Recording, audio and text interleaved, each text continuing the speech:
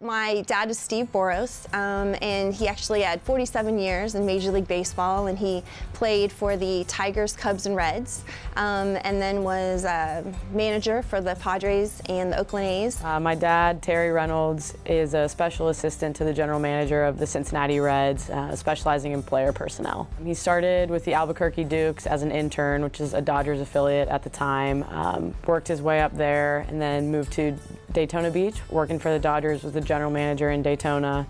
Then went to Vero Beach, then moved out to Los Angeles and worked for the Los Angeles Dodgers for 25 years. And then he, with the Cincinnati Reds since 2004, was the scouting director for a time. So my dad's Tim Bogar. He played 9 years in the major leagues. He was a utility player and played a lot of shortstop too. And then has coached in the majors as long as I can remember, and right now is with the Washington Nationals, the first base coach and infield coach.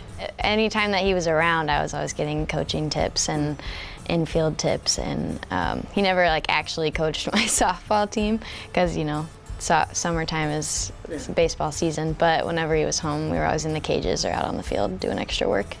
I've always loved it.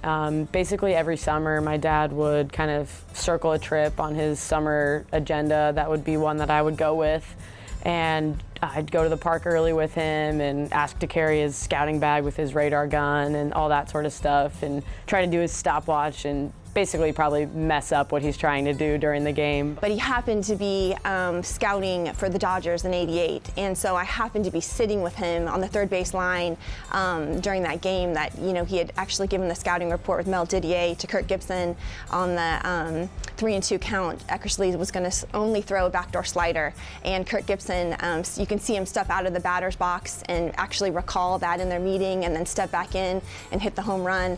And for me to be sitting next to my dad at that moment, it's such a huge moment in baseball history, and he just leapt out of his seat next to me, right? He knew it was out of the park right when Gibson hit it. And so I think that memory, it has something that I think I'll always remember kind of sharing with him as we experienced that together, actually sitting in the stands.